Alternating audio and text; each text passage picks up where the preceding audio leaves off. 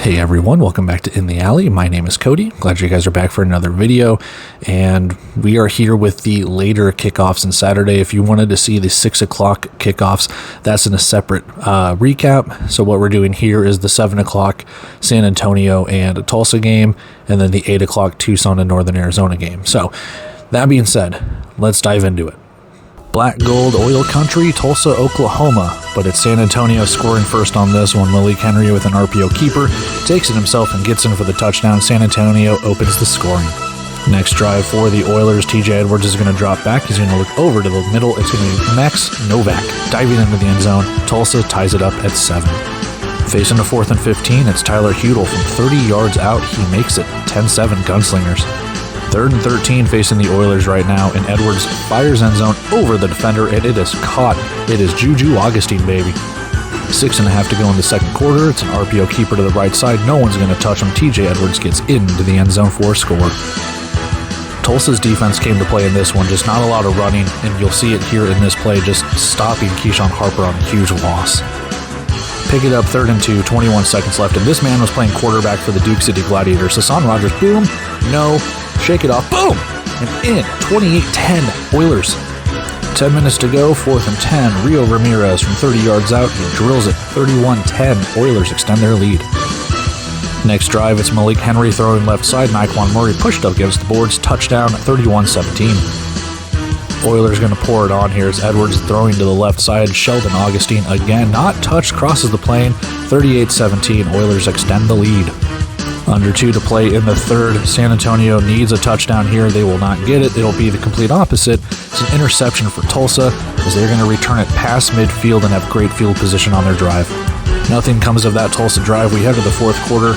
Guy Myers into the game now at quarterback, and he's going to take off and run. He's going to break a tackle and stay on his feet all the way into the end zone as they try and claw in.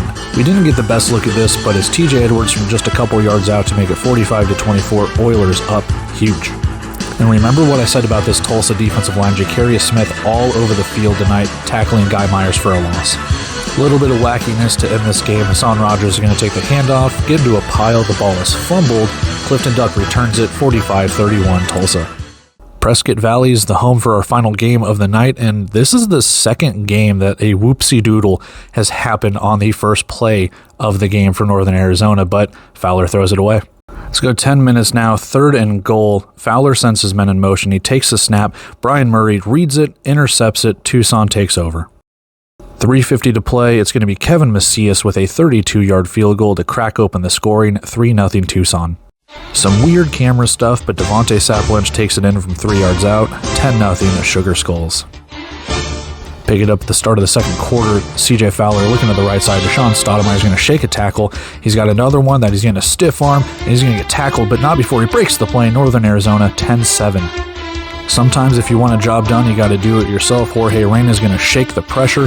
He's going to try and find someone open and say, nah, I'll just take it in. 17-7, Sugar Skulls. 3rd and goal here for Northern Arizona trying to get into this. CJ Fowler's just going to do a quarterback draw up the middle and in. Northern Arizona down by 3. Have to get an alternate view of this, but 3rd down for Northern Arizona, and Reyna's going to look and just sidearm it to Devontae Saplinch, who's able to go left side and in. Touchdown, Sugar Skulls. Under 3 to play in the first half. Northern Arizona is going to look. It's going to be a pass to Marvin Kinsey. He's going to shake a tackle. Bam! That man had a family, Mr. Kinsey. Down at the 1, Northern Arizona knocking on the door. And right before the 1-minute warning, 3rd and goal, just lofted up to Jamal Couch. Go and get it, big boy. 24-21 is our score. On the ensuing kickoff, it is going to be a kick return here for the Sugar Skulls, and we're going to go to the right side, but whoopsie-doodle, it is a fumble that Northern Arizona recovers. And Northern Arizona will capitalize on it. It's a Brendan Fisher field goal from 25 yards out. We are tied at the half. 3rd quarter now, Jorge Reyna from his own end zone. He doesn't see anyone open, so he's going to scramble, and he's going to get tackled from behind and put the ball on the turf. Northern Arizona is going to recover this one with great field position. Very next play, CJ Fowler sends his men in motion, goes to the right side and goes, I want to fumble too. Yeah! And Tucson recovers the fumble as they make their way down the field. Of those fumbles, though, nothing comes of it, if you can believe it. We're still tied at 24. Fisher with a long field goal. It's up, it's blocked, it is in the back of the end zone. Tucson's going to fall on it and break the tie, 31-24. Tucson's defense coming alive here. Fowler sends his men in motion, and it's Jalen Stewart breaking through and sacking CJ Fowler. Again, here comes the Sugar Skulls defense. Fowler again sending his men in motion. Up the middle goes to Jaimin Brooks, forces the fumble. Niles Gaddy falls on it. Final play of the third quarter, Reyna's just going to keep it himself, go off the left side and in, 38-24 Sugar Skulls. And here comes that defense again. Fowler with his men in motion, busts through with the pressure, and he gets green and Hulk-like. Final highlight here, it's just a Reyna 1-yard rush. 44-24 is our final. Sugar Skulls take the victory on the road. All right, let's talk stats with our recaps. San Antonio and Tulsa, and I thought this would be a little bit closer than what it was, so let's get into it. Stats on the face, let's go. 17 of 23 for Malik Henry, 1 touchdown, 1 interception, and Guy Myers got into the game late. Whether it was to try and provide a spark, I'm not sure, but we'll see if there's something brewing a little bit right there, and kind of go from there. Speaking of Guy Myers, 4 carries, 36 yards, and 1 touchdown, and Kali Rashad, 6 catches, 61 yards, no touchdowns. For Tulsa, what a day for TJ Edwards, 16 of 19, 147 yards, 4 touchdowns, no interceptions, 14 carries, 55 yards, and 2 touchdowns on the ground. So 6 total touchdowns for TJ Edwards. And Sheldon Augustine, baby, 7 catches, 74 yards, 2 touchdowns through the air. That's a good game, man. That's a good game for Sheldon Augustine. Taking a look at the team stats, 50% for Tulsa on third down, and San Antonio, woof, 2 for 7 on third and 0 for 3 on fourth. That's not going to get the job done. Taking a look at our passing stats, San Antonio needed to pass the ball in order to try and mount a comeback, and they do just kind of pass the ball more generally than they do run it. They did throw just the 1 interception, and actually, I think they threw 2 interceptions, didn't they? Yeah, they threw 2 interceptions, if I'm not mistaken, because Guy Myers threw another pick, didn't he? Anyway, that could be wrong. But anyway, rushing attempts, 17-24 in favor of Tulsa. Tulsa didn't run the ball nearly as much as they would, but 73 yards is still pretty good.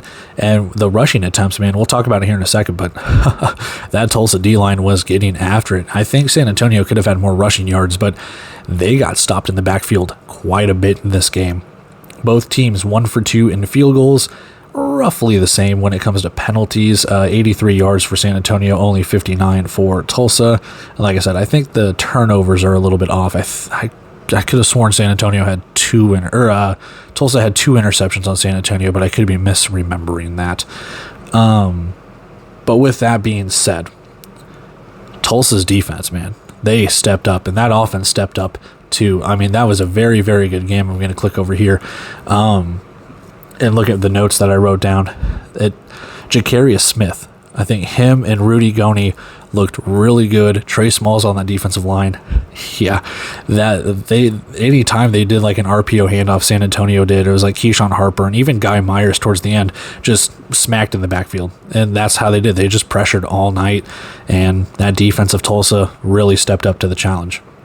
Now, that being said, San Antonio was able to get some points, but when you look at it, 31 points, 10 of it in the first quarter, so they only scored 3 touchdowns. One of them was a very long touchdown rush by Guy Myers, and the other one was at the very end of the game when it was a fumble recovery for Clifton Duck to return that to kind of make the score look a little bit more respectable. But overall, like I said, Tulsa really stood tall in this one. Augustine came through. I mean, Hassan Rogers with that huge touchdown where he just lowered his shoulder and spun his way in there. That's really good. Max Novak getting on the board. I think he was the first touchdown or maybe the second touchdown for Tulsa. Oilers look good. This is the team that I was predicting that could vie for that number 1 seed, and they kind of flexed their muscle a little bit. I thought this game would be a lot closer than what it would be. But yeah, we gotta have some questions about San Antonio now, because sometimes they've looked a little good. Other times they've looked a little less good, and I picked them to make the playoffs, man, and they do not look like a playoff team, to be brutally honest with you. Not right now. There's obviously still time in the season. We're only a quarter of the way through, roughly, which is sad to think about that we're already that way through. But yeah, San Antonio, just, they're not looking the part, man, and we'll see. we will see. But as of right now, we got to see if there's any sort of running games for San Antonio, and we need to see if there's any sort of fix that this offense needs. The defense looks all right, but the defense did get kind of shredded in this game. So we'll see if there's any fix coming for San Antonio in the coming weeks, and if they can kind of right the ship. So jury's still out. We'll kind of see. So let's go take a look at our second game, and we will move on to our bets. All right, recap number 2 for the video, Tucson and Northern Arizona. And this, again, in my preview, I just had to pick a winner. I picked correctly. So let's talk stats and kind of go from there, because I kind of had low expectations in this game, and I was pleasantly surprised by one team and not so much the other. So let's get into it. 44 of 24 is our final. Jorge Reyna got the start for Tucson, 10 of 16, 109, and 1 touchdown through the air. It's not bad. Not bad for kind of just coming over in, 1 or 2 weeks' notice, and was like, hey, I've played the game before. Let's go do it. Devontae Sapp Lynch, 10 carries, 35 yards and a touchdown, and he's also your leading receiver, 3 catches, 41 yards and a touchdown through the air. CJ Fowler, 10 of 20, 121 yards, 2 touchdowns, 1 interception. He's also the leading rusher, 11 carries, 38 yards, and 1 touchdown. Marvin Kinsey, I believe for the second week in a row, 5 catches, 52 yards, 0 touchdowns. He's your leading receiver. He is your running back. We'll talk about that in a sec. Team stats, 6 for 11 for Tucson, a little over 50%, and 2 of 9 and 0 for 2 on fourth down, 2 of 9 on third down. Man, some teams are just not getting it done on third down. Yardage, fairly similar, except Tucson had more rushing yards, and I don't know, man. I don't know what Northern Arizona's offense is. I think they're still trying to figure it out themselves. They only ran the ball 19 times, 11 of those CJ Fowler. So I think some of those were under duress too, like some pressures and stuff like that. They got to Fowler a little bit. There's some fumbles, there's sacks all throughout. Like Tucson's defense looked pretty good in this game. Again, Northern Arizona had to outpass Tucson to try and come back into this one, so they would have more passing yards. Penalties favored Northern Arizona. They had less penalties. I'm not going to say any sort of home cooking or anything like that, but 9 for 65 for Tucson. Maybe just some mental mistakes when it comes to stuff like this. 6 of 39. I try not to blame the refs or anything. Some people might.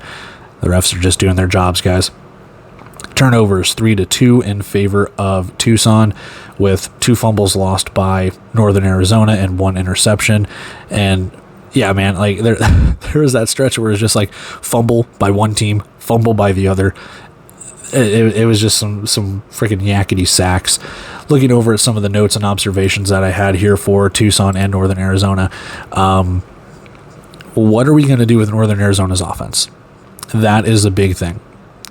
I do not, again, I know I'm, pot meat kettle when it comes to this, because Devontae Sapp Lynch was the leading receiver for Tucson, but for the second week in a row, Marvin Kinsey is your leading receiver as a running back.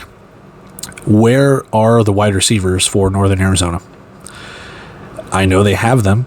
I know we've seen them play, but I have not really noticed any of them step up. Like Deshaun Stoudemire had the 1 long touchdown. David Elder has had a couple of touchdowns, some nice catches and stuff like that. Even Marvin Kinsey, Jamal Couch, things like that. I mean, they're all right. Even Kobe Smith in there as well, but I don't know. There's not really much of a passing game, and when you have, and I don't know if it's the offensive line, I haven't really looked too hard towards the offensive line. It just seems like that could be an issue if Fowler is just running for his life. Maybe it's an experience at the quarterback position. I do not know, and it's just kind of a trial by fire, and the defense is letting up a lot of points because they are out there a ton, because the offense can't generate anything. So this was kind of a measuring stick game to see where Tucson and Northern Arizona are at in the standings. And dare I say, if Tucson's defense stays the way it is in these last couple of games, yes, they gave up, 56 to Arizona, and yes, they lost to Jacksonville, but they only gave up 28, and here they only give up 24. Like, if this defense can kind of get going, and if they have found a quarterback that can get going, Tucson could be a sneaky little candidate for that 4th seed. Still way too early to tell, but for the most part, I do think Tucson has an opportunity here to kind of make some noise. So with that, I will taper the expectations for them because we're just kind of a wait and see mode. They played Northern Arizona, so we'll see. For Northern Arizona, you get to play the Rattlers next. I don't know if you're winning that game. I really don't. And they're kind of in it, man. They are really in it. We'll see if there is a win in their future. If they can catch Tucson, maybe later on down the road. I don't know. But yeah, one team kind of looks like they have a vision and a definitive way of how they want to do things. The other team just looks a little more lost each passing game. So with that, that's just kind of how I have my thoughts and stats and views and stuff. So let's go check out our bets and we will get on out of here. Not this time. We didn't win this bet this time because when I thought San Antonio and Tulsa scored 24 points in the first quarter and went, oh, that's right on pace for where we need to be. And then San Antonio just said, we don't feel like scoring anymore. It's kind of hard to win that bet. We got close. We got a touchdown away. It was 45-31, so 76 points. So yeah, a touchdown away. So yeah, what can you do? I told you I had a feeling Tucson would win this one, and boy, do I love to be proven right.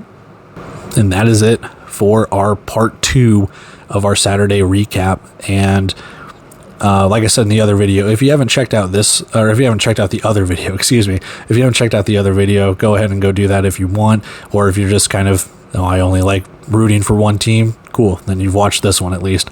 So yeah, with that being said, if you want to go check that one out, it's out too. And if you don't, then don't. I don't care. But with that being said, I'm going to take off here, guys. I love and appreciate every single one of you for taking the time to watch this stuff. Truly means a lot. If you want to, if you haven't already, like, comment, share, subscribe, whatever you guys want to do. It doesn't matter to me. So with that being said, I'm going to take off here, guys. We have an action-packed week 6 coming up, and we will just kind of go from there. But all the games are on Saturday and Sunday, so a little bit of a break once I get these all out and everything like that. So I will take that for everything that it's worth. It's a lot of effort to get this stuff all edited and stuff. So I appreciate patience and waiting for it and stuff like that. Truly, truly means a lot. So with that, I'm going to take off here, guys. Again, love and appreciate every single one of you. I'll see you in the next video. See you.